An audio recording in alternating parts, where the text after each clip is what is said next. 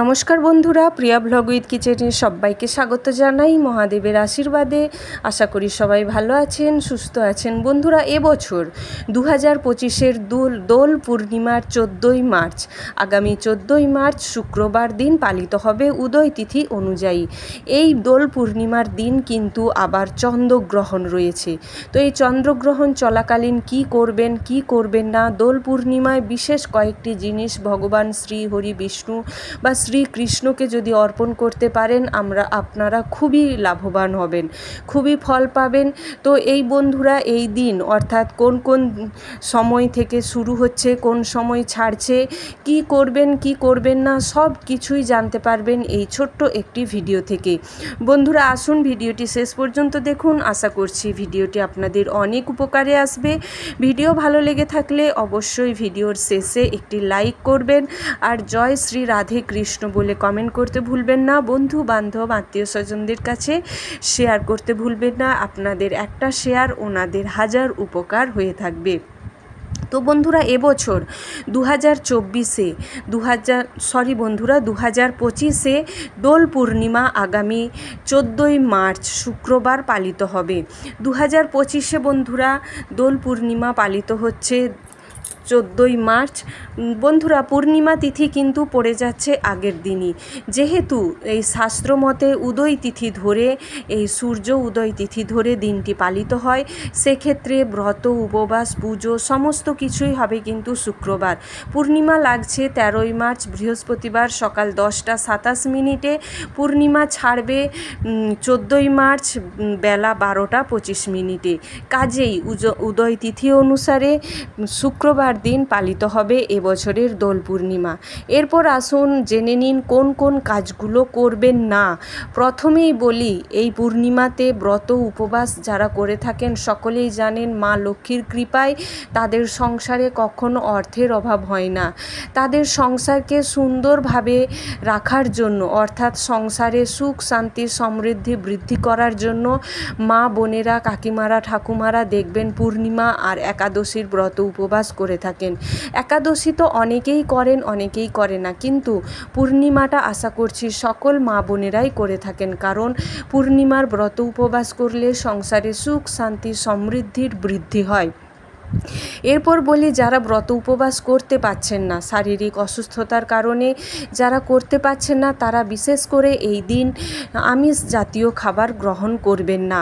অবশ্যই নিরামিষ খাবার গ্রহণ করবেন। একবেলা যদি পারেন অন্ন গ্রহণ করবেন, অপর বেলা অন্য কিছু খাবার গ্রহণ করতে পারেন। এই দিন মদ্যপান বা অ্যালকোহল জাতীয় জিনিস এই দিন গ্রহণ করা চলবে না। এই দিন ক্ষৌরকর্ম অর্থাৎ নখ চুল দাড়ি ইত্যাদি কাটা চলবে না। এই দিন বন্ধুরা কখনো কাউকে অপমানজনক কথাবার্তা বলা চলবে না। এই দিন কখনো কাউকে, বাড়িতে কেউ আসলে কোনো ভিখিরি হোক পশু পাখি হোক, কখনো কাউকে দূর দূর করে তাড়িয়ে দেবেন না। বলা যায় না কোন রূপে কে কখন আপনার বাড়িতে পৌঁছে যেতে পারে। এই দিন সুন্দর একটি দিনে সারা দিন আপনারা হাসি খুশিতে থাকুন, আনন্দ করুন, আনন্দ উৎসবে মেতে উঠুন, সকলের সাথে আবির রং ইত্যাদি খেলে দিনটি কাটান। কিন্তু কখনো কারোর সম্বন্ধে কুট সমালোচনা করবেন না, কখনো কাউকে অপমানজনক কথাবার্তা বলবেন না, বড়দের মান সম্মান করবেন। অবশ্যই আপনারা এই সমস্ত কয়েকটি জিনিস মেনে চলুন। আর হ্যাঁ বন্ধুরা, কখনো কাউকে এই দিন টাকা পয়সা ধার দেনায় জর্জরিত হবেন না। ধার দেনা লেনদেন, টাকা পয়সার লেনদেন এই দিন করবেন না। যদি খুব প্রয়োজনই হয়, যদি ওষুধ কিনতে বা হসপিটালের খরচ হয়, তখন আপনারা অবশ্যই অন্য কাউকে দিতে পারেন। অযথা কারোর কাছে টাকা নেবেনও না, কাউকে টাকা দেবেনও না। এরপর আসুন জেনে নিন এই দিন কোন কোন কাজগুলো করবেন, কোন 3টি জিনিস ভগবান শ্রীকৃষ্ণকে অর্পণ করলে আপনারা ফল লাভ করতে পারবেন।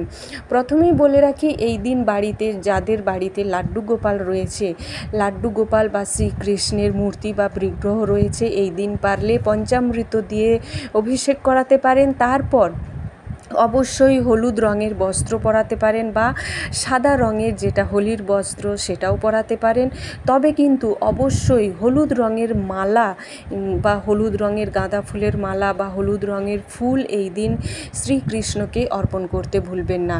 অবশ্যই মিষ্টি মিষ্টান্ন তো অর্পণ করবেনই, তার সাথে মালপোয়া এই দিন শ্রীকৃষ্ণকে বা লাড্ডু গোপালকে অবশ্যই ভোগে নিবেদন করুন। তার সাথে তুলসী পাতা অর্পণ করতে কিন্তু একদমই ভুলবেন না। আমি জানি বন্ধুরা, তুলসী পাতা ছাড়া আপনারা সকলেই জানেন শ্রীকৃষ্ণের পুজো অসম্পূর্ণ থেকে যায়। এছাড়া এই দিন দুধ চালের পায়েস দিতেও কিন্তু ভুলবেন না। খাঁটি গরুর দুধ আর চালের পায়েস, তার সাথে মিছরি, এই পায়েস আপনারা অবশ্যই দিতে পারেন। লক্ষ্মীনারায়ণ থাকলে বা শ্রীকৃষ্ণের মূর্তি বা বিগ্রহ থাকলে অবশ্যই এই দিন দেখবেন আপনারা ফল পাবেনই। এই দিন ভগবান শ্রীহরি বিষ্ণুকে লাল, হলুদ বা গোলাপি রঙের আবির শ্রীকৃষ্ণের চরণে অবশ্যই দেবেন। আপনারা এই দিন অবশ্যই সকলকে আবিরে রাঙিয়ে দেবেন, তবে মনে রাখবেন কখনো কিন্তু গুরুজন ছাড়া কারোর পায়ে আবির দেবেন না। সেই পায়ে যে আবির আপনারা নিয়ে ভগবানকে দিয়েছেন সেই আবির কখনো কিন্তু কারোর পায়ে দেবেন না, সেটা গুরুজনই হোক বা অন্য কেউ হোক। গুরুজনের পায়ে আবির অবশ্যই দিয়ে প্রণাম করবেন, তবে সেটা যেন ভগবানকে অর্পণ করা আবির না হয়। সেই আবির আপনারা বাড়ির সকলেই কপালে, গালে তিলক হিসেবে লাগাতে পারেন, কিন্তু কখনো কারোর পায়ে কিন্তু দেবেন না। পায়ে দেওয়ার জন্য আলাদা একটু আবির রেখে দেবেন, তারপর ভগবানকে অর্পণ করবেন। এই দিন অবশ্যই বন্ধুরা গুরুজনদের পায়ে আবির দিয়ে, প্রথমে ভগবানকে আবির দিয়ে তারপর গুরুজনের পায়ে আবির দিয়ে প্রণাম করে গুরুজনের কাছে আশীর্বাদ নিয়ে দিনটি শুরু করতে হয়। তারপর বন্ধুরা অবশ্যই এই দিন আপনারা বিশেষ কয়েকটি কাজ করা থেকে এড়িয়ে চলুন। যে সমস্ত কাজগুলো আমি আগে বললাম সেই সমস্ত কাজ তো করবেনই না, তার সাথে সাথে এই দিন বাড়ির থেকে এই কয়েকটা জিনিস কিন্তু কখনো কাউকে দেবেন না। শুধু পূর্ণিমা তিথি কেন বন্ধুরা, কোনো দিন কখনো, বিশেষ করে বিশেষ দিনগুলো পূর্ণিমা, একাদশী, অমাবস্যা, বৃহস্পতিবার, শুক্রবার, সোমবার, এই সমস্ত দিনে কখনো এই বিশেষ জিনিসগুলো কিন্তু দিতে নেই। প্রথমত চাল, বাড়ির থেকে চাল কিন্তু কখনো এই বিশেষ দিনে কাউকে দেবেন না।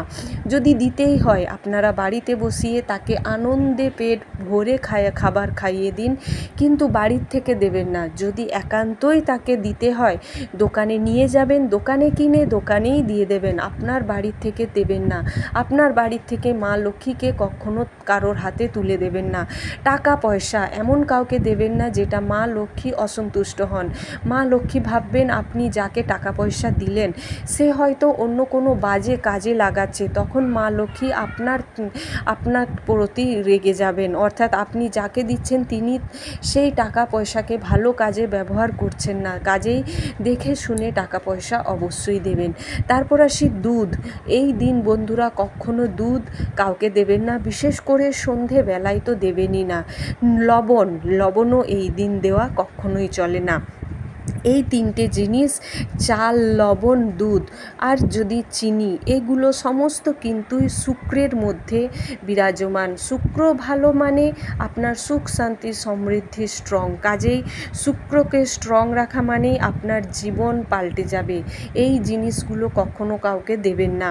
এই 5টা জিনিস কখনো কাউকে এই বিশেষ দিনগুলো দেওয়া থেকে দূরে থাকুন। এরপর আসি বন্ধুরা চন্দ্রগ্রহণ। বছরের প্রথম চন্দ্রগ্রহণ কিন্তু এই মার্চের 10 তারিখে। চন্দ্রগ্রহণ বন্ধুরা দেখা যাবে নানান দেশে, কিন্তু ভারতে রয়েছে অদৃশ্যমান।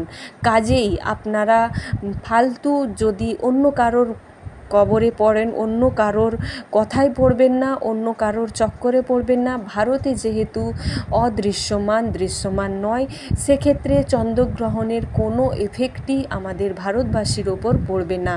কাজেই চন্দ্রগ্রহণের সমস্ত নিয়ম কানুন আপনাদের দ্বারায় কোনো কিছুই মানতে হবে না। আশা করছি বন্ধুরা ভিডিওটি আপনাদের উপকারে আসবে। অনেক জনকে শেয়ার করে দিন। অনেকেই নানান ভিডিও বানিয়েছেন চন্দ্রগ্রহণ নিয়ে, যে কেউ প্রেগনেন্ট মহিলা এই করবেন না, সেই করবেন না, চন্দ্রগ্রহণের দিন এই করা চলে না, সেই করা চলে না, কিন্তু ভারতে যদি দৃশ্যমান হয় তবেই কিন্তু এই নিয়মগুলো চলমান থাকবে। ভারতে যেহেতু দৃশ্যমান নয়, সেক্ষেত্রে কোনো নিয়ম কিন্তু আমাদের আর হবে না। কাজেই নিজেরাও মেনে চলুন আর অপরকেও মানিয়ে চলতে এই ভিডিওটি শেয়ার করে দিন। ভালো লাগলে অবশ্যই লাইক, শেয়ার, কমেন্ট করতে ভুলবেন না। আর ছোট্ট ছোট্ট উপায় বা জিনিস আপনারা নিজেরা পালন করে চলুন, অপরকেও পালন করুন। এই দিন মিষ্টি মিষ্টান্ন যত পারবেন যাকে আবির লাগাচ্ছেন তাদের মিষ্টি মুখ করিয়ে দেবেন, কিন্তু দেখবেন এতে কিন্তু আপনাদের মিষ্টতা বজায় থাকবে, যার ফলে মা লক্ষ্মী দেবী খুবই প্রসন্ন হবেন। জয় শ্রী রাধে কৃষ্ণ বলে কমেন্ট করতে